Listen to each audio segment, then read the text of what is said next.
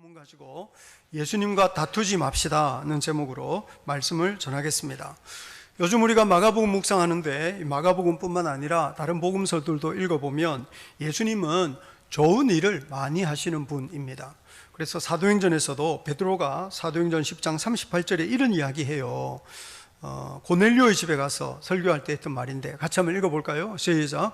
하나님이 나사렛 예수에게 성령과 능력을 기름 붓듯 하셨음에 그가 두루 다니시며 선한 일을 행하시고 마귀에게 눌린 모든 사람을 고치셨으니 이는 하나님이 함께 하셨습니다.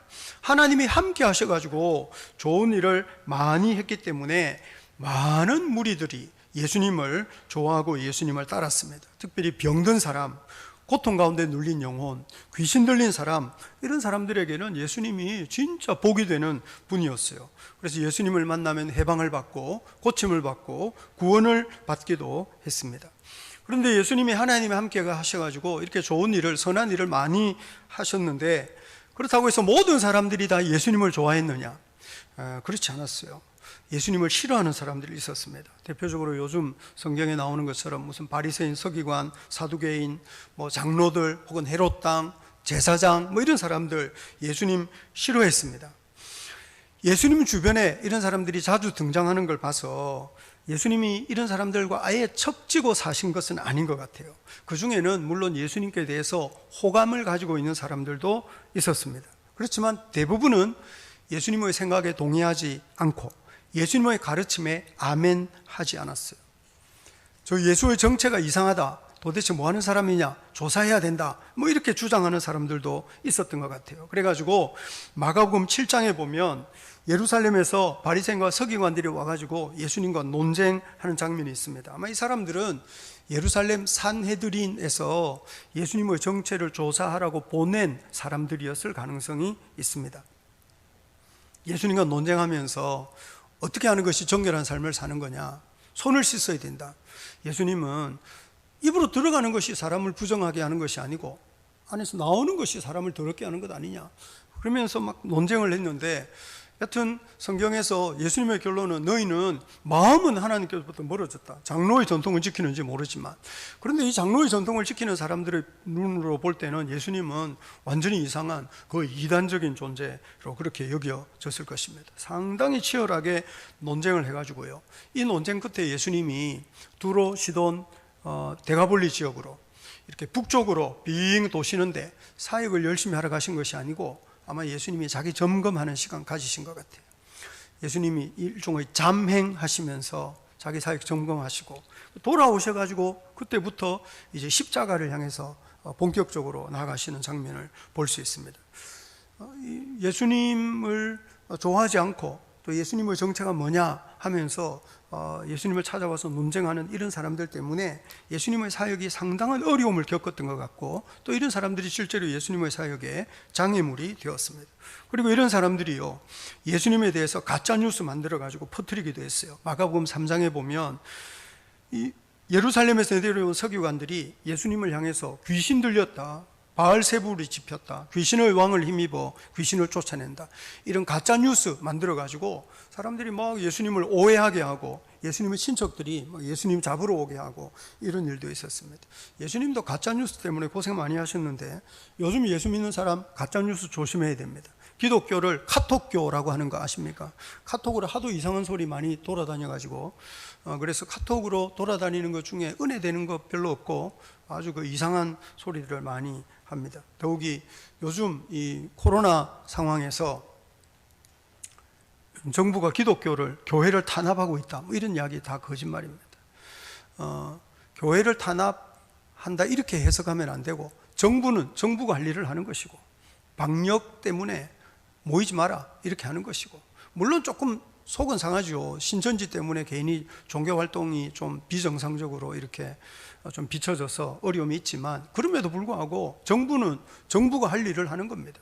그러니 자주 모이지 마라 이렇게 하는 것이고, 모여도 여튼 떨어져 앉아라 이렇게 하는 것이고, 밥 먹지 마라 이렇게 하는 것이고, 마스크 쓰고 1m 이상 떨어져라는 것은 이 비말 튀지 말라고 안전거리 유지하라고 하는 것이고, 근데 정부는 정부가 할 일을 하는 것이고 우리는 우리가 할 일을 하는 거죠. 우리는 모여서 예배 드리고 이렇게 하는 겁니다. 우리는 우리가 할 일을 하고 정부는 정부 일을 하고, 근데 정부가 정부 일을 하는데 그거를 뭐 교회 탄압이다 이렇게 해버리는 거는 그건 상당히 상식적이지 못한 이야기죠. 그러니 지금 정부가 뭐 교회를 탄압한다 이런 거 다 거짓말. 지금 정부가 사회주의자다 이렇게 말하면 그 사회주의자가 웃을 소리입니다. 그런 거는 다 그 거짓말. 지금 이제 이 국회의원 선거를 앞두고 예수 믿는 사람들이 정신을 똑바로 차려야 될 거는 기독교의 이름으로 국회의원을 만들어야 된다 이렇게 말하는 사람 다 거짓말. 기독교의 이름으로 권력을 장악해야 된다 이렇게 말하는 거는 십자가의 원수라고 할 수 있습니다. 그러나 하나님 나라의 원리와는 전혀 다른 이야기를 하는 거예요. 그러니 요즘 기독교의 이름으로 뭘 국회의원을 만들고 기독교의 이름으로 뭘 어떻게 해야 된다 이렇게 주장하는 정치 세력, 그런 사람들은 전부 거짓말쟁이고, 그런 사람들은 어떤 하나님 나라의 원리를 따르는 사람들이 아닙니다. 조심해야 됩니다. 이 교회 안에 그런 카톡 많이 돌아다니면서 사람을 미혹하는 거짓말이 있습니다. 정 헷갈리면 저한테 개인적으로 물어보세요. 제가 왜 그러는지 제가 좀 더 설명을 해드리겠습니다. 여하튼 예수님에 대해서, 예수님 싫어하는 사람들이요, 예수님에 대해서 가짜 뉴스 퍼뜨려 가지고 예수님을 오해하게 하는 그런 경우들 아주 많았어요. 그래, 이런 사람들이 계속 예수님께 시비를 걸고 꼬투리 잡으려고 그러고 어떻게 해서든지 예수님을 넘어뜨리려고 막 노력을 했어요. 그래, 오늘 본문도 보시면 마가복음 12장 13절 보시면, 마가복음 12장 13절 같이 한번 읽어볼까요? 시작. 그들이 예수의 말씀을 책 잡으려 하여 바리새인과 헤롯 땅 중에서 사람을 보내었어. 예수님의 말씀을 책 잡으려고, 꼬투리를 잡으려고 바리새인과 헤롯 땅 중에 사람을 보냈는데 이게 얼마나 우스운 이야기인지 모릅니다. 바리새인, 헤롯 땅. 바리새인은요, 바리새인은 예수님 당시가 이 로마 식민지 상태였거든요. 명확하게 그렇다고 말하기는 어렵지만 쉽게 이야기하자면 바리새인은 반로마 세력이에요. 헤롯 땅은 로마의 앞잡이인 거예요. 쉽게 말하자면 바리새인은 독립군에 가깝고 헤롯 땅은 친일파에 가까운 거예요. 두 사람이 사이가 좋았을까요? 안 좋았을까요? 바리새인하고 헤롯 땅은 사이가 안 좋았어요. 바리새인은 헤롯 땅 싫어하고 헤롯 땅은 바리새인을 엄청 미워했습니다. 그런데 이 사람들이 바리새인이 헤롯 땅을 싫어하는 것보다, 헤롯 땅이 바리새인을 미워하는 것보다 예수님이 더 미웠던 거예요. 그래서 예수님을 넘어뜨리기 위해서 이 둘이 연합전선을 펴고 있습니다. 얼마나 이상합니까? 예수님은 좋은 일을 많이 하시는 분인데 모든 사람이 예수님을 좋아하지 않았어요. 예수님을 어떻게 해서든지 넘어뜨리려고 하는 그런 사람들도 있었습니다. 우리는 신앙생활 하면서 예수님 좋아하고 예수님 사랑하는 성도들이 될 수 있기를 주님의 이름으로 축복합니다. 예수님을 부담스럽게 생각하고 예수님이 싫어하게 되는 여러 가지 이유가 있어요. 세상 속에서 살다가 보면 세상의 영향을 받게 되기가 쉽습니다. 우리 시대에도. 그래서 세상의 영향을 받아가지고 세속적인 사고방식을 갖고 있는 사람들 중에 깊이 배어있는 것이 뭐냐 하면 보통 사람은 다 괜찮은 사람일 거야 하는 뭐 그런 생각. 보통 사람은 다 괜찮은 사람일 거야 이렇게 생각하는 거죠. 보통 사람들은 다 착한 거 좋아할 거야, 아름다운 거 좋아할 거야, 뭐 그런 거죠. 대충 사람들은 다 진실하고 믿을만 할 거야 뭐 이런 생각하는 겁니다. 그런데 실제로 그러냐 하면 그렇지 않습니다. 세상에는 빛보다 어둠을 더 좋아하는 사람도 있습니다. 선한 삶을 살기보다 거짓에 더 익숙한 사람들 있습니다. 선한 사람도 자칫 악의 구렁텅이에 빠질 수 있습니다. 그러니 예수 믿는 사람은요, 사람을 신뢰하지 않습니다. 사람을 의지하지 않습니다. 자신에 대해서 너무 큰 소리 치면 안 됩니다. 성경을 읽으면서 우리가 배우는 것은 모든 사람은 연약함을 짊어지고 있다는 겁니다. 모든 사람은 타락한 본성을 가진 죄인이라는 겁니다. 그래서 우리에게 은혜가 필요합니다. 하나님의 긍휼과 자비가 없이는 우리에게 구원의 소망이 없는 겁니다. 그래서 우리 믿음의 조상들이 전적으로 타락했다 그렇게 말하고, 또 우리에게 전적인 은혜가 필요하다 이렇게 말하는 겁니다. 우리는 전적으로 부패하고 전적으로 타락해서 은혜가 없이는 살아갈 수 없는 죄인이라고 하는 겁니다. 근데 세상은요, 세상은 우리를 향해서 너는 소망 없는 죄인이다 이렇게 말하는 것이 아니고, 열심히 노력해서 살면 너는 괜찮은 사람이야 이렇게 속이는 거예요. 그리고 많은 사람들이 자기는 인생을 나름 열심히 살았다, 성실하게 살았다, 내가 살면서 남의 해코지한 적 없다는 거죠. 이 정도 내가 열심히 살았으면 괜찮지 않느냐 그렇게 생각하면서 자기가 괜찮은 사람인 줄 아는 거예요. 여러분, 우리가 인생을 열심히 성실하게 살았다고 해서, 남의 해코지하지 않고 그렇게 착하게 살았다고 해서 괜찮은 사람이 되는 것이 아니고, 우리가 괜찮은 사람이기 때문에 의로운 사람이 되는 것도 아니고, 괜찮고 의로운 사람이기 때문에 우리가 하나님 나라에 들어갈 수 있는 것이 아니라는 것을 기억해야 됩니다. 인생에서 가장 큰 죄는 하나님을 경외하지 않는 죄입니다. 하나님을 두려워하지 않고 하나님의 말씀을 듣지 않고 하나님께 순종하지 않는 그것이 인생의 가장 큰 죄입니다. 죄 중에 가장 큰 죄는 하나님을 사랑할 줄 모르는, 하나님을 사랑할 줄 모르는 것이 큰 죄인 줄 알아야 합니다. 바리새인 같은 사람의 특징이 뭐겠습니까? 그릇된 자기 확신입니다. 자기 확신입니다. 스스로 괜찮은 사람이다, 스스로 의로운 사람이다, 나 같은 사람은 당연히 하나님 나라에 들어갈 거야, 그런 그릇된 확신을 가지고 있는 것이 바리새인의 가장 심각한 문제 중에 하나였습니다. 바리새인은 종교적인 일을 했습니다. 율법을 공부하고 그거 가르치고 사람들을 어떻게 살아야 되는지에 대해서 말하고 이런 일을 했어요. 그러니 바리새인들은 자기가 그런 일을 하고 있기 때문에, 율법을 공부하고 율법을 가르치는 일이기 때문에 자기는 괜찮은 줄 알았어요. 자기는 그렇게 하기 때문에 자기는 의로운 사람인 줄 알았어요. 예수님이 그런데 바리새인을 향해서 너는 괜찮은 사람이야 그렇게 안 한 거예요. 바리새인은 자기들은 당연히 하나님 나라의 주인공이라고 확신했어요. 예수님이 바리새인을 향해서 맞아, 너 하나님 나라에 들어갈 거야 이렇게 말한 것이 아니고, 하나님 나라는 정말 죄인들과 세리들과 가난한 사람들과 그리고 여자와 어린아이와 이런 사람들이 하나님 나라, 동서남북으로부터 많은 이방인들이 와서 하나님 나라에 들어갈 거다. 나라의 본 자손은 바깥 어두운 데 쫓겨나서 슬피 울며 이뤄갈 거다 이렇게 말씀하시는 거예요. 바리새인은 자기들이 나름대로 열심히 살았기 때문에 예수님의 인정을 받고 싶었던 거죠. 그런데 예수님이 바리새인들을 인정해주고 존중해준 것이 아니라, 너희들도 회개하지 않으면, 너희도 은혜와 긍휼을 의지하지 않으면 아무런 소망이 없다는 식으로 말씀하셨기 때문에 바리새인들이 예수님 앞에 서면 기분 나빴어요. 예수님이 자기들을 존중해주지 않고 예수님이 자기들을 무시한다고 생각한 거죠. 그러니 바리새인들이요, 시간이 지날수록 예수님을 점점 싫어하게 됐어요. 그리고 결국에는 죽이고 싶어 할 정도로 미워하게 되었습니다. 사실 출발점은 일종의 그릇된 자기 확신 같은 것입니다. 이 시대에도 많은 사람들이요, 자기는 나름대로 열심히 착하게 살기 때문에 괜찮은 사람이라고 생각합니다. 하나님이 어떤 분이신지 모르는 사람은 자기가 괜찮은 사람인 줄 압니다. 거룩함이 뭔 줄 모르는 사람은 자기 열심히 성실하게 살기 때문에 자기 정도, 자기만큼만 살아도 괜찮은 줄 안다고요. 그러니 스스로 자기는 성실하게 열심히 괜찮은 인생을 살았다고 생각하는 사람들은요, 하나님의 인정을 받는 것을 마치 권리같이 여깁니다. 내가 이렇게 열심히 살아갈 수 있는 게 당연히 하나님이 나를 인정해 주시고 당연히 하나님께 나한테 복을 주실 거야 그렇게 생각하는 거죠. 그래서 조금만 어렵고 힘든 일이 있어도 하나님은 저한테 왜 이러세요 그럽니다. 하나님 저한테 왜 이러세요? 하나님은 나한테 좋은 걸 주시고 복을 주시고 나를 행복하게 해주셔야지 왜 나한테 이런 고통과 이런 어려움을 주십니까? 이렇게 이제 따지는 거죠.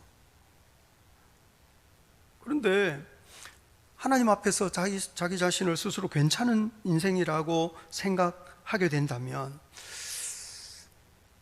하나님을 경외할 줄 모릅니다. 하나님을 두려워할 줄도 모르고 하나님의 말씀을 들을 줄도 모르고 순종할 줄도 모르고, 그리고 하나님의 말씀을 듣고 순종하는 것 자체가 은혜라는 것을 이해하지 못합니다. 우리가 하나님을 알고 하나님의 말씀을 듣고 하나님께 순종하는 삶을 사는 것 자체가 은혜, 우리 예수님을 통해서 하나님께서 우리에게 부어주시는 사랑은 부패한 죄인들이 감당할 수 없는 은혜인 거거든요. 그런데 스스로 자기가 얼마나 연약한 죄인인 줄 모르는 사람, 자기는 뭐 성실하게 열심히 살았기 때문에 스스로 괜찮은 사람이라고 착각하고 있는 사람들은 은혜를 은혜로 여길 줄 모르는 거예요. 자기가 하나님의 음성을 들을 수 있는 존재인 줄 알아요. 하나님의 음성을 들을 수 있는 존재가 어디 있습니까? 주님이 다 눈높이 맞춰가지고 우리한테 알아듣도록 말씀해 주셔서 듣는 것이지, 하나님의 말씀을 들을 수 있을 정도 이해력과 뭐 그런 분별력을 가지고 있는 인생이 어디에 있습니까? 없습니다, 여러분. 우리가 하나님의 말씀을 들으면 그거를 이해하는 것 자체가 은혜인 줄 알아야 됩니다. 이거를 내가 무슨 지혜가 있고 분별력이 있어서 하나님의 음성 들으면 그게 내 귀에 들리고 이해가 되고 이런 게 아니고, 하나님의 음성을 듣고 순종하는 것 자체가 은혜의 빛 가운데 주어지는 감당할 수 없는 복인 줄 알아야 됩니다. 내가 하나님 앞에서 얼마나 연약하고 부패한 소망 없는 죄인인지를 알아야 되는 거예요. 세상은, 하나님은 우리에게 너는 소망 없는 죄인이다 이렇게 말씀하시는데, 세상은 아니야, 너는 괜찮은 사람이야, 너는 열심히 살고 있어, 너는 훌륭해, 너는 존중받을 만해, 이렇게 말하는 거예요. 그리고 자기 진짜 그런 줄 알아요. 자기가 진짜 존중받을 만한 가치가 있는 인생인 줄 안다고요. 착각이에요. 속이는 거죠. 속은 거죠. 세상으로부터 속은 거예요. 그러니 은혜를 은혜로 여길 줄 모르고 어떤 의미에서 보면 이 당연한 권리처럼 주장합니다. 그리고 내가 이만큼 괜찮은 인생을, 내가 이만큼 열심히 살았기 때문에 하나님은 당연히 나한테 행복을 보장해 주시고 하나님은 당연히 나에게 천국을 보장해 주셔야 되는 것 아니냐, 이제 이렇게 생각하는 거죠. 바리새인들 그렇게 생각했어요. 자기들이 이렇게 열심히 종교적으로 구별된 삶을 살려고 애를 많이 쓰기 때문에 하나님은 당연히 하나님 나라를 회복하실 때 자기들을 하나님 나라의 왕좌에 앉혀주실 거다, 그렇게 생각했고, 제자들조차도 자기들이 예수님을 열심히 따라다녔기 때문에 주의 우편에 좌편에 앉을 수 있을 거다, 이제 이렇게 기대하고 생각한 거죠. 이 사람들은 자기 스스로 열심히 하고 자기 스스로 성실하고 자기 스스로 괜찮기 때문에 어떤 복을 받을 권리가 있다, 이렇게 생각했어요. 그런데 예수님이 그런 복을 말씀하시는 게 아니고 고난을 말씀하신 거죠. 죽음을 말씀하신 거예요. 십자가를 말씀하신 거죠. 얼마나 이해하기가 어려웠겠습니까? 이해하기가 어려웠어요. 이 사람들은 자기들이 열심히 했기 때문에 뭔가 상을 받을 줄 알았는데, 예수님은 아니야, 전부 버리고 포기해야 돼, 생명이라도 내려놓아야 돼, 이렇게 말씀하시니까 얼마나 그 이야기가 힘들게 들렸겠느냐고요. 뭔가를 더 움켜쥘 줄 알았는데, 뭔가를 더 누릴 줄 알았는데, 예수님은 모든 것을 내려놓으라 그러니 그 말씀 듣기가 얼마나 힘들었겠느냐고요. 엊그제 묵상했던 말씀 중에 부자가 와가지고 달려와가지고, 선한 선생님 어떻게 내가 영생을 얻겠습니까? 계명을 잘 지켜라. 어릴 때부터 잘 지켰습니다. 예수님 당시에 부자들은요 당연히 하나님 나라 갈 줄 알았어요. 왜냐하면 그 당시에 율법을 지켜야 됐는데요, 율법은 부자가 아니면 지킬 수가 없었어요. 예를 들면 마가복음 7장에서 본 것처럼 뭘 먹을 때마다 손을 씻으라 그러거든요. 요즘은 코로나 때문에 손 자주 씻으라 그러는데 하루에 몇 번씩 씻습니까, 여러분? 코로나 때문에 손 많이 씻으라 그래도 손 씻기 쉽지 않습니다. 더욱이 우리는 쉽게 물을 구할 수 있는데도 손 씻기 쉽지 않아요. 그런데 팔레스타인처럼 물 귀하고 그런 데서 손 씻는 거 어려웠어요. 그래 누가 종이 물그릇 들고 다니면서 부어주는 그런 사람, 그러니까 부자는 율법 지키기가 좋았어요. 그래 모든 그 시대 사람들은 부자는 당연히 천국 간다고 생각했어요. 부자들도 자기들은 당연히 하나님 나라의 백성이라고 생각했어요. 부자가 된 것 자체가 하나님이 나한테 주신 복이다, 이렇게 생각한 거죠. 부자가 될 만하니까 자기가 부자 된 줄 알았다고요. 그런데 예수님이 그 부자에게 네 재물 다 팔아서 가난한 사람 주고 그 다음에 나를 따라라, 그러니 이게 얼마나 놀라요. 제자들이 그 말 듣고 놀랬다고 그래요. 그리고 예수님이 재물이 많은 자가 하나님 나라에 들어가기가 낙타가 바늘기 들어가는 것보다 어렵다, 이렇게 말해버리니, 낙타가 바늘기 들어가는 것이 부자가 천국 가는 것보다 더 쉽다, 이렇게 말씀해버리니 제자들이 놀랬다고, 매우 놀랬다고 이렇게 말합니다. 누가 하나님의 나라에 갈 수 있겠느냐? 예수님의 말씀은 하나님으로서는, 사람으로서는 할 수 없으되 하나님으로서는 다 할 수 있다. 돈 많아서 율법 잘 지켜서 열심히 살아서 들어가는 게 아니고 은혜로 들어가는 거다. 예수님의 죄 용서해 주시는 그 긍휼 힘입어 들어가는 거다. 여하튼 뭐 그렇게 말씀하시는 거예요. 그런데 여하튼 자기가 스스로 괜찮은 사람이라고 생각하는, 나름대로 율법 잘 지키고 성실하게 살았기 때문에 자기가 하나님 나라에 들어갈 권리가 있다고 생각하는 사람에게는 예수님의 말씀은 너무 부담스러운 이야기예요. 이 받아들이기가 너무 어려운 이야기였던 거죠. 그러니 이 사람들이 니는 뭐가 잘났느냐 이렇게 된 거예요. 이 사람들이 예수님께 시비 걸고 꼬투리 잡고 예수님과 계속 논쟁하는 거는, 좋다, 니는 그러면 뭐가 잘났느냐 이렇게 따지는 거거든. 그래서 이 사람들이 어떻게 해서든지 예수님 꼬투리 잡고 시비 걸고 예수님은 이제 넘어뜨리려고 하는 거죠. 그 중에 한 가지 사례가 오늘 본문에 등장하는 세금 논쟁입니다. 13절과 14절 한번 보시겠습니까? 13절과 14절입니다. 같이 한번 읽어볼까요? 시작. 그들이 예수의 말씀을 책 잡으려 하여 바리새인과 헤롯단 중에서 사람을 보내매 와서 이르되, 선생님이여, 우리가 아노니 당신은 참되시고 아무도 꺼리는 일이 없으시니 이는 사람을 외모로 보지 않고 오직 진리로서 하나님의 도를 가르치심이니이다. 가이사에게 세금을 바치는 것이 옳으니까 옳지 아니하니까 우리가 바치리까 말리까 이렇게 질문하는 거예요. 예수님께 와가지고 아주 달콤한 말로 예수님을 높여드리면서 빠져나갈 구멍이 없는 이야기를 하는 거죠. 말씀드린 바와 같이 바리새인은 반로마파, 가이사의 왕권을 인정하지 않았어요. 헤롯 당은 친로마, 로마의 앞잡이. 그러니까 예수님이 바칠까요 말까요 이렇게 질문했을 때 어떤 대답을 하든지 한쪽 편은 만족시킬 수 없는 이제 그런 질문을 예수님께 한 거죠. 예수님이 데나리온 하나 가지고 와봐라 이렇게 말씀합니다. 예수님 당시에 사용했던 데나리온이 이렇게 생겼어요. 은화였습니다. 은으로 만든. 한 직경이 한 2cm보다 조금 더 큰 은화였어요. 앞에는 저렇게 로마 황제의 흉상 티베리우스 가이사가 새겨져 있습니다. 여기에 적혀있는 이 글자는 쉽게 말하자면 아우구스투스로부터 신성을 부여받은 티베리우스 가이사 이렇게 적혀있는 거예요. 여기 네? 티베리우스. 여기에는 여기 폰티프 막심이라고 적혀있는데 이거는 최고의 제사장이라는 뜻입니다. 이거는 월계관을 쓰고 있는 로마 황후입니다.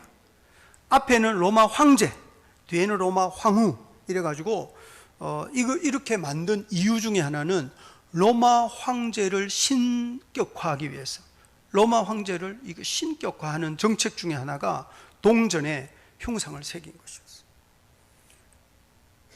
그러니까 무슨 상거래뿐만 아니라 세금을 바칠 때는 반드시 데나리온으로 바쳐야 했습니다. 정통파 유대인들은 이런 데나리온을 썼을까요? 안 썼을까요? 우상이었어요. 유대인들이 볼 때는. 예수님께서 데나리온 하나를 가지고 와라. 그래서 이 형상과 이 글이 누구의 것이냐 이렇게 질문했을 때 사람들은 이거는 가이사입니다. 가이사의 것은 가이사에게, 하나님의 것은 하나님께 바치라 말씀하신 예수님의 의도는 너는 누가 하나님이라고 생각하느냐 이렇게 질문하는 거죠. 이 동전에는 가이사가 신성을 가지고 있는 신이다 이렇게 주장하는 거예요. 너는 누가 하나님이라고 생각하느냐 이렇게 질문하는 거죠. 예수님을 걸고 넘어지는 이 사람들은 오늘 본문이 말하는 것처럼 외식하는 사람들입니다. 이 사람들은 하나님을 두려워하기보다는 좀 하나님을 이용하려는 사람처럼 보입니다. 많은 사람들이요, 하나님을 두려워하면서 경외하며 섬기는 것이 아니라 자기 행복, 자기 이익을 위해서 하나님을 이용하려고 합니다. 그래서 하나님께 순종할 때도 자기한테 별 해가 없고 자기한테 도움이 될 때는 하나님께 순종합니다. 그런데 자기한테 도움이 되지 않으면 하나님이 뭐가 필요합니까? 하나님이 뭐가 필요하겠어요? 그런데 어느 때나 하나님을 두려워할 줄 모르는 사람들이 있는 거죠. 그래서 자기한테 도움이 될 때는 신앙생활을 하는데 자기한테 도움이 안 될 때는 신앙을 포기하기도 합니다. 또 부담스럽지 않은 정도로 순종하는 거죠. 부담스럽지 않은 정도로.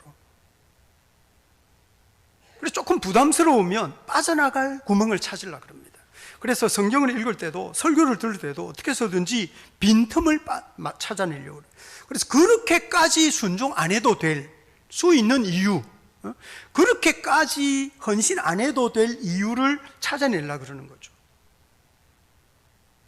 그래서 부담스럽지 않은 신앙생활을 하려고 합니다. 그런데 부담스럽지 않고 자기한테 어느 정도 도움이 되는 신앙생활, 그것은 정말 자기가 좋은 그리스도인인 줄 착각하게 만듭니다. 부담 없이 하면서 자기한테 도움이 될 때 좀 열심히 하면서 나 이 정도 열심히 했어. 그러면서 자기를 정당화하는 거죠.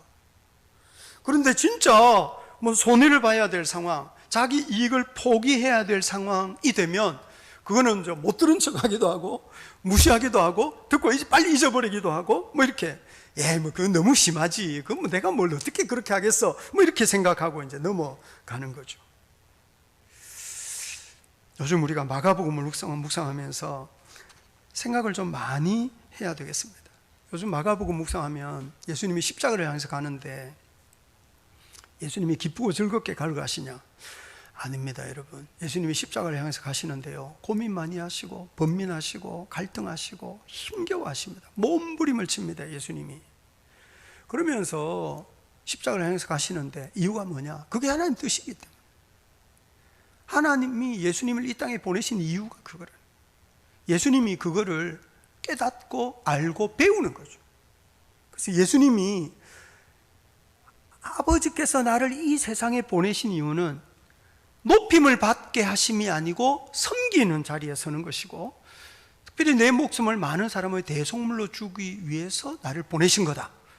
예수님이 그거를 아시고, 그런데 아는 거하고 순종하는 게 또 다른 거예요. 알았지만 그 말씀에 순종하기 위해서 십자가를 짊어지는 것은 또 다른 순종과 헌신이 필요했어요. 그 순종과 헌신의 길로 걸어가시는데 예수님이 고민하시고 갈등하시고 아파하시고 몸부림치면서 십자가를 향해서 걸어가시는 거거든요. 그래서 예수님의 마음에 기쁨과 행복이 있었느냐? 나중에 천당 가서 물어봐야 돼요. 여쭤봐야 돼요, 예수님한테. 예수님은 막 기쁘고 즐겁게 룰루랄라 하면서 십자가로 가신 것이 아니고 고민하고 갈등하고 번민하면서 십자가를 향해서 가세요. 그런데 예수님이 왜 그렇게 가시냐?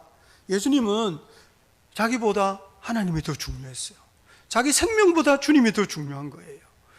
자기 행복보다 자기 이익보다 하나님께 순종하는 것이 더 중요하다고 여기신 거죠. 그러니 예수님이 뒤로 물러가지 않으시고 앞장서서 막 십자가를 향해서 걸어가세요. 참된 믿음이 뭐냐? 바른 신앙이라는 것이 뭐냐? 인생을 살면서 어떤 것보다도 우리 주님을 더 귀하게 여기는, 어떤 것보다도 우리 주님의 말씀을 더 순종하는, 어떤 것보다도 우리 주님을 더 높여드리는 그것이 바른 신앙이고 참된 믿음인 줄 알아야 됩니다. 그래서 예수님께서 제자들에게도 마가복음 8장 34절부터 37절에 이런 말씀이 있어요. 화면에 떴는데 같이 한번 읽어볼까요? 시작. 무리와 제자들을 불러 이르시되 누구든지 나를 따라오려거든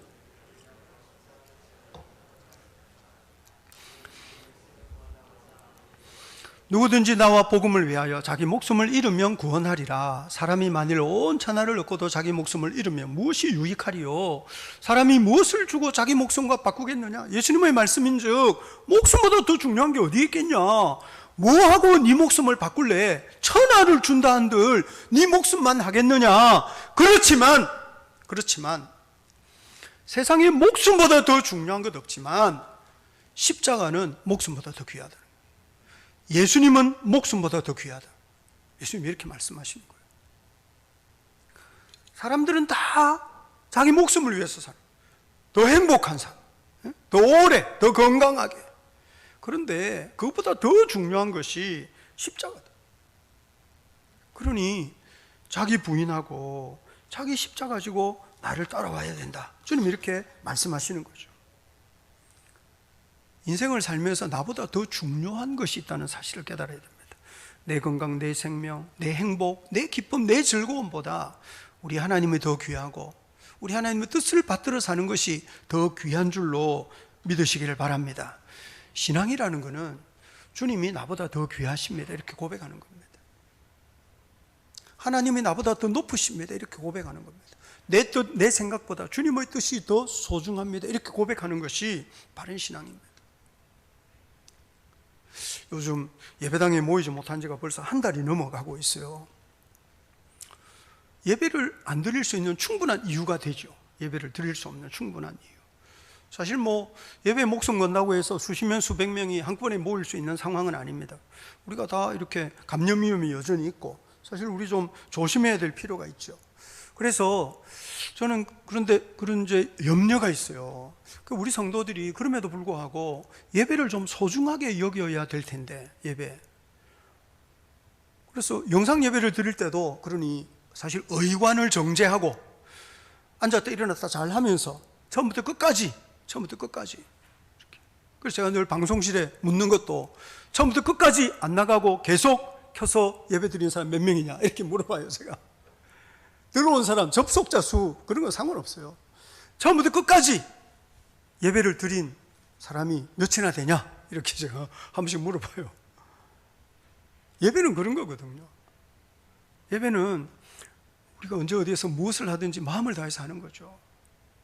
예배 안 드릴 충분한 이유가 되죠. 주일 오후에 요즘 너무 날씨가 좋고 꽃도 피고, 그래서 저는 우리 성도들이 주일 오후에 좀 꽃놀이도 한번 가고, 요즘 어디 벚꽃도 막 피고 이러더라고요. 그러니 주일 오후에 좀 평소에 하지 못했던 산책도 좀 하고 그렇게 하면 좋겠다 싶은 생각도 들면서, 개인적으로는 예를 들면 말씀 묵상도 좀 더 열심히 하고 찬송도 열심히 좀 부르고 기도 더 많이 하고, 한 달 동안 예배당에 모이지 못했는데 정말 주님을 사랑해서 예배당에 와서 1시간, 2시간 찬송도 좀 불러도 보고, 토요일 되거든 예배당 와가지고 청소도 좀 하고, 주님을 향한 어떤 사랑을 좀 고백하는 그런 예배자가 되어야 되지 않겠느냐는 생각 들어요. 안 모여도 되죠. 모일 수가 없죠. 그렇지만 예수 믿는 사람이 이럴 때일수록 서로 더 챙겨주는 거죠. 저분은 어떻게 지내는지, 저분의 기도 제목은 뭔지. 우리가 얼굴과 얼굴을 대하지 못하지만 더 열심히 전화하고 연락하고 찾아보고 챙기고 형편도 물어보고 이렇게 교제하는 거죠. 수백 명이 모이지는 못하지만 정말 이럴 때일수록 텅 빈 예배당을 바라보시는 주님의 마음이 어떠실까? 텅 빈 예배당을 바라보시는 주님의 마음이 어떠실까? 이런 걸 좀 생각해가지고 그 다음에 예배당에 와서 자리 지키고 앉아있는 이런 좀 헌신이 필요하지 않겠습니까?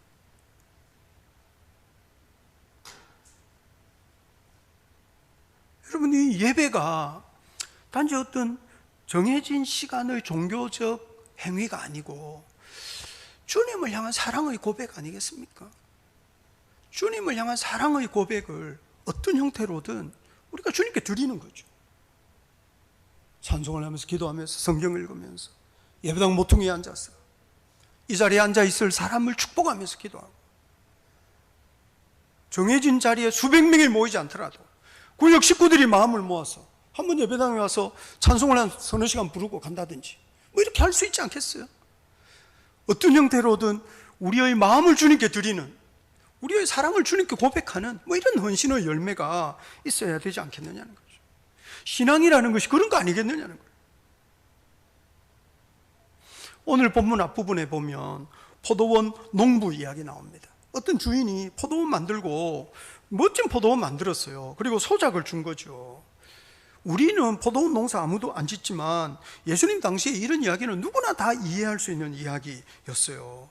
그런데 우리가 이 본문 읽어도 상식적으로 납득하기가 어렵잖아요. 주인이 소작을 줬는데, 소작을 받았으면 이 사람들이 농사 지어가지고 주인 몫은 주고 나머지는 자기가 챙기는 거지, 주인이 소출 받으러 보낸 종을 다 죽이고 때리고 심지어 아들을 보냈는데 아들도 죽였다. 있을 수 없는 일이죠. 이것은 상식적으로 이런 일은 일어날 수가 없는 거예요. 그런데 왜 예수님이 이렇게 상식적으로 일어날 수 없는 사건을 비유로 말씀하셨을까요? 예수님이 비유 말씀하셨을 때 듣는 사람들이요, 마가복음 12장 12절 한번 보시겠습니까? 마가복음 12장 12절입니다. 같이 한번 읽어볼까요? 시작. 그들이 예수의 이 비유가 자기들을 가리켜 말씀하심인 줄 알고 잡고자 하되 무리를 두려워하여 예수를 듣고 가니라. 예수님이 비유 말씀하셨을 때 장로들, 대제사장들, 서기관들이 예수님과 논쟁하는 중이었거든요. 예수님과 논쟁하는데 대제사장, 서기관, 장로들은요, 예수님이 이 포도원 비유, 소장농, 주인이 보낸 종을 때리고 죽이고 아들까지 죽여버리는 이 소장농들에 대한 이야기를 하셨을 때 예수님의 저 말씀은 우리 들으라고 하는 말이구나 하는 것을 다 알았다는 거예요. 요컨대 예수님을 대항하는 대제사장, 바리새인, 서기관들은 악한 소장농, 하나님이 보낸 선지자의 말을 듣지 않아요. 하나님이 보낸 일꾼의 말을 듣지 않아요. 마침내는 예수님의 말씀조차 듣지 않는 거죠. 이 사람들은 자기가 얼마나 대단한 사람인가 하는 것을 과시하면서 그거를 인정을 받고 싶은 거죠. 하나님이 얼마나 대단하신 분인가 이게 아닌 거예요. 주님이 얼마나 높으신 분인가 이게 아니고 자기가 얼마나 대단한 사람인지 이거를 자꾸 드러내고 싶으니 예수님과의 사이가 계속 벌어지는 거죠.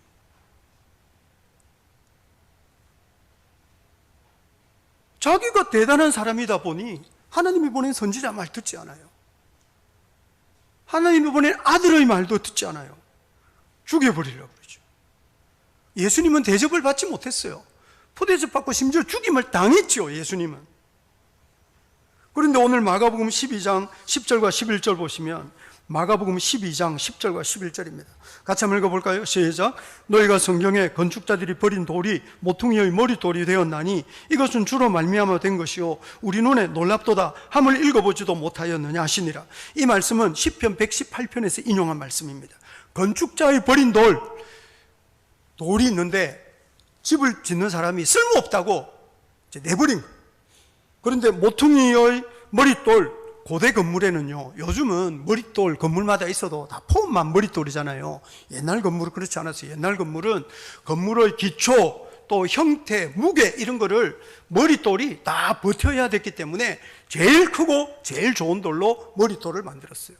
근데 유대인들은 예수님을 보면서 쓸모없는, 저 예수는 쓸모없는 존재다 이렇게 예수님을 폐기 처분한 거죠.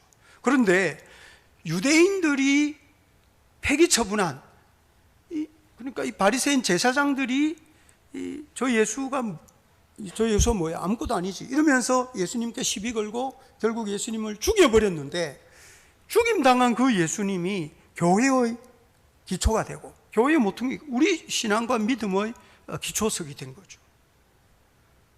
그래서 이 제사장들이나 바리새인 서기관들은 예수님을 내버렸어요. 그런데 유대인들의 대접을 받지 못했던 그 예수님을 하나님께서 우리 신앙과 교회의 기초로 삼으신 거죠.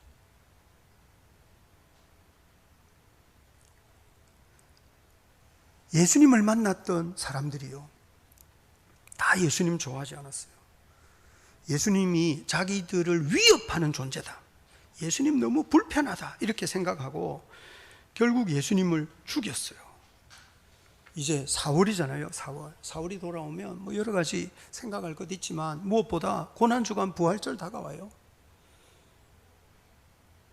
우리가 마가복음 읽으면서 예수님 묵상하고 있잖아요.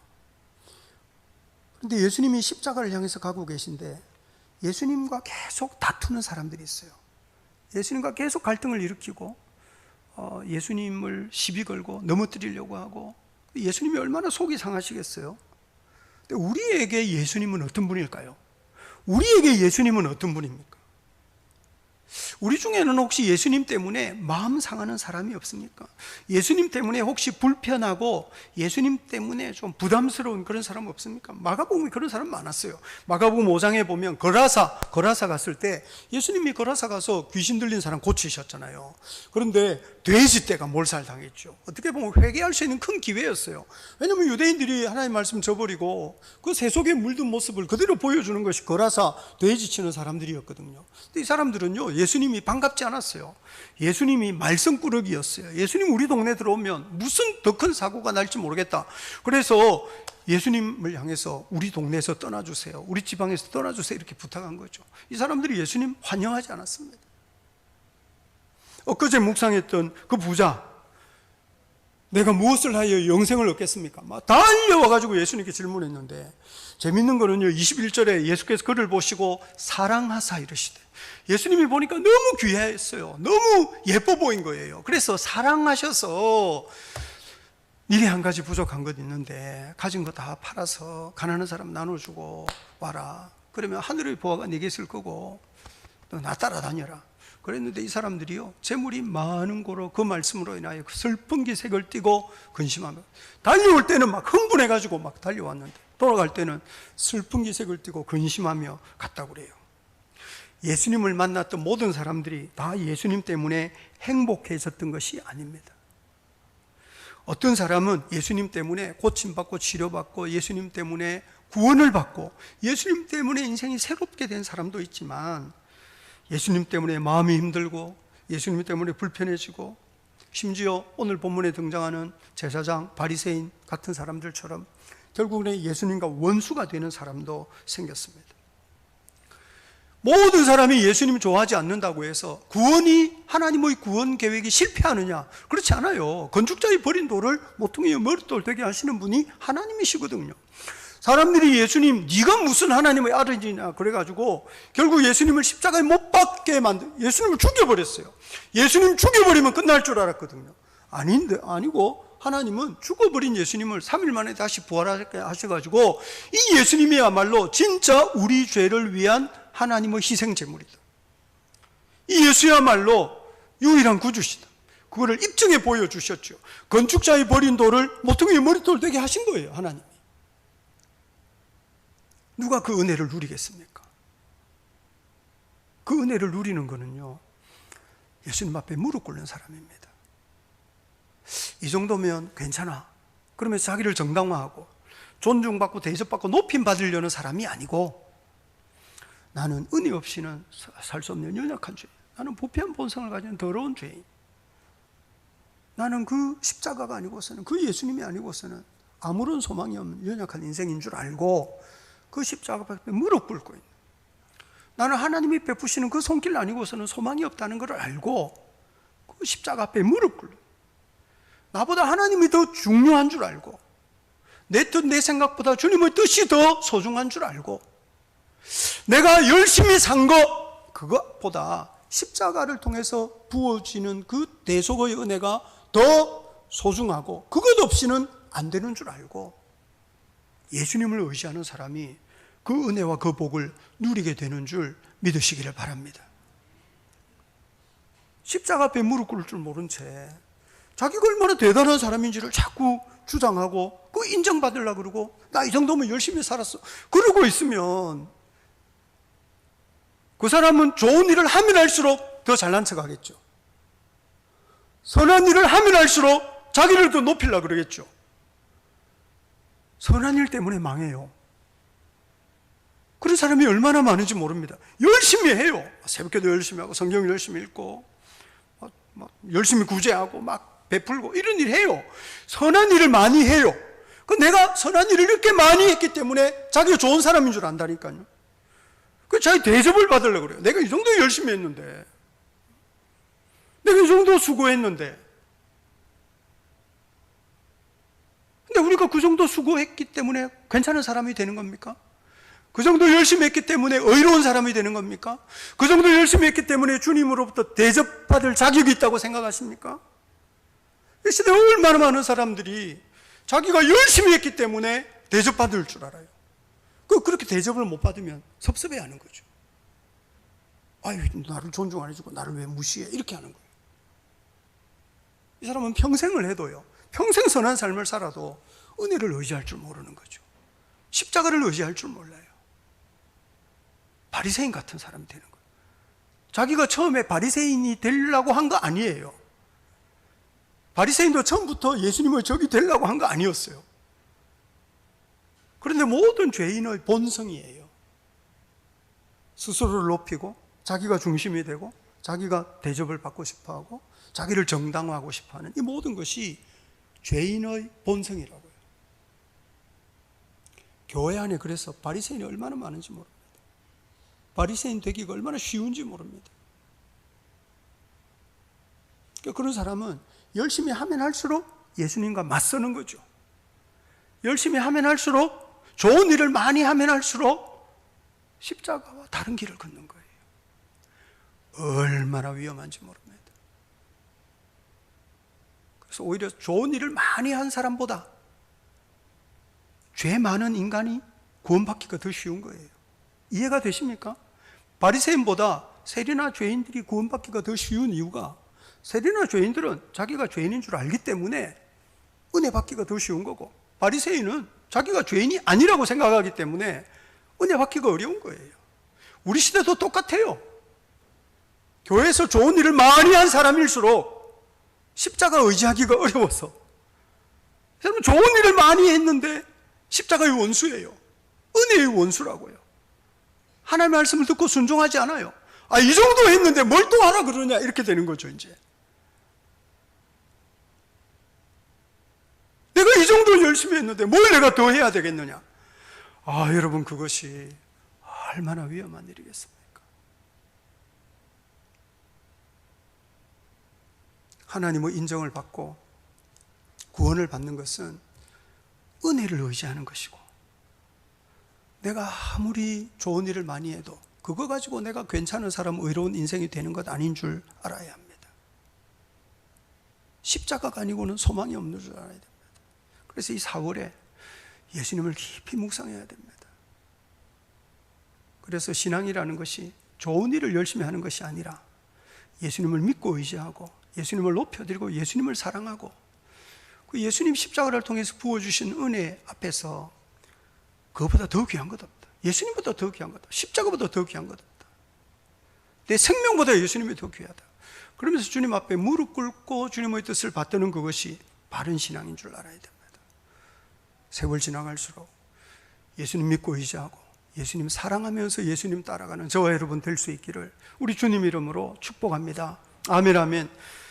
들었던 말씀 생각하시면서 우리 찬송가 424장을 부르겠습니다. 찬송가 424장입니다.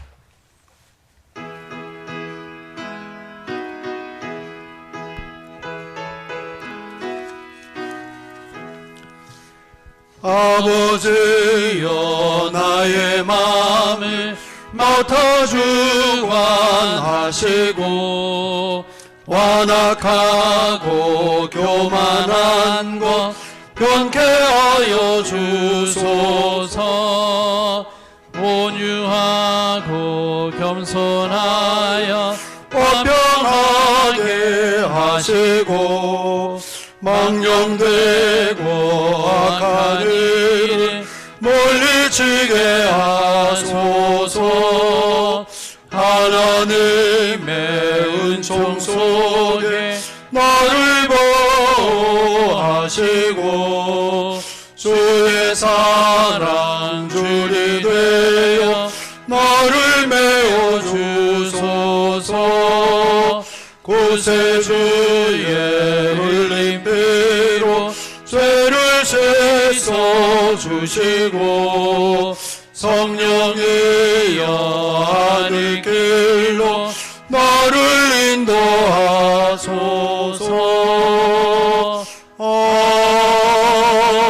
아멘.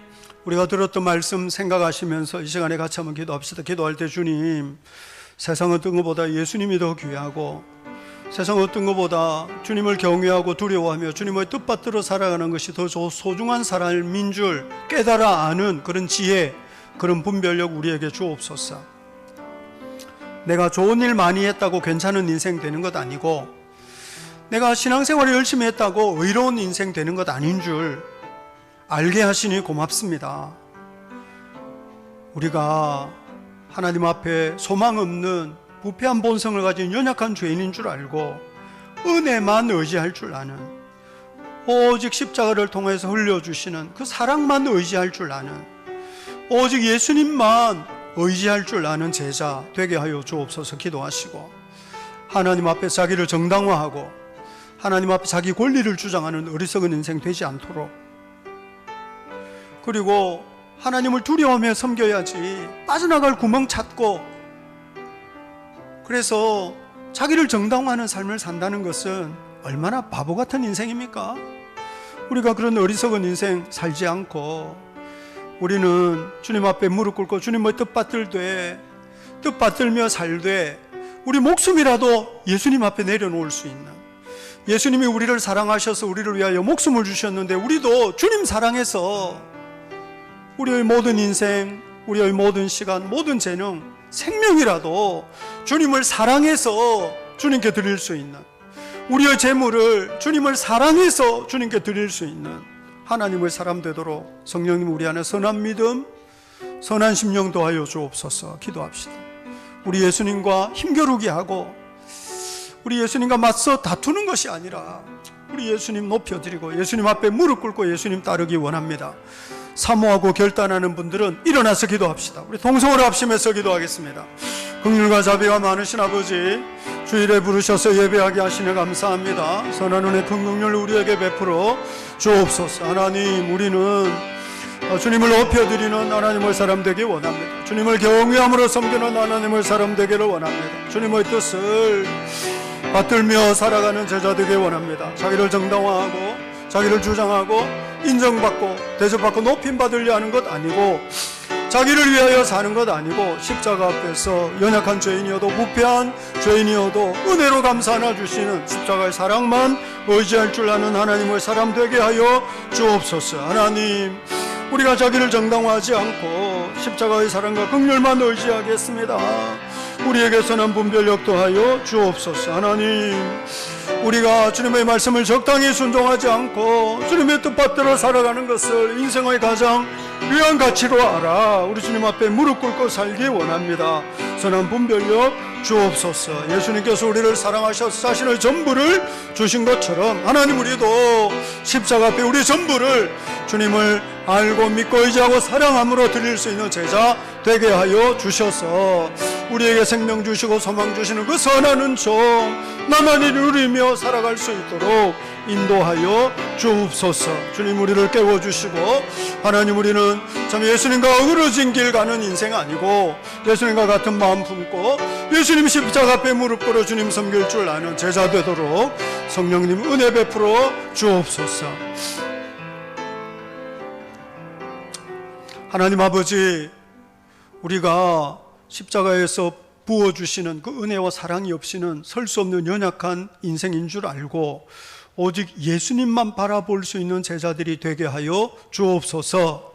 스스로 괜찮은 인생이라고, 스스로 의로운 인생이라고, 이 정도면 열심히 살았다고 자기를 정당화하고 하나님 스스로 자만하는 어리석은 인생 되지 않고 십자가 앞에 무릎 꿇어 우리 예수님의 얼굴만 바라볼 수 있는 하나님의 사람 되게 하여 주옵소서.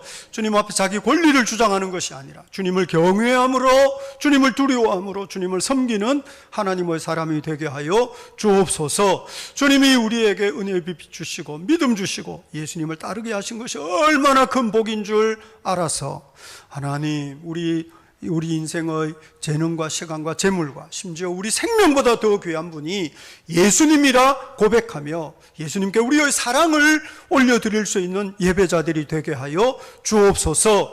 적당히 열심히 사는 인생 되지 않고 예수님께서 우리를 위하여 생명을 주신 것처럼 우리의 전부를 주님께 부어드리는 예수님을 사랑하는 예배자들이 되게 하여 주옵소서. 성령님, 우리 심령을 은혜로 사로잡아 주옵소서. 우리에게 유일한 소망이 되어주시니 정말 고맙습니다. 하나님, 그 은혜의 비밀을 알고 주님의 사랑 안에 거하는, 그 사랑의 빛 가운데 행하는 하나님의 사람 되도록 우리를 인도하여 주옵소서. 주님께 나올 때 정성껏 예물을 드립니다. 예물 통해서 그리스도의 영광이 이 땅 가운데 힘있게 드러나게 하여 주시기를 우리 예수님 이름으로 기도합니다. 이제는 우리 주 예수 그리스도의 은혜와 우리 아버지 하나님의 크고 놀라우신 사랑과 보혜사 성령님의 감화 감동 교통 믿음도 하시는 은총이 예수님을 알고 예수님을 사랑하고 전심으로 예수님 따르기 원하는 우리 귀한 성도들과 우리 전주 제자교회 위에 이제로부터 영원까지 함께 있을지어다. 아멘. 아멘.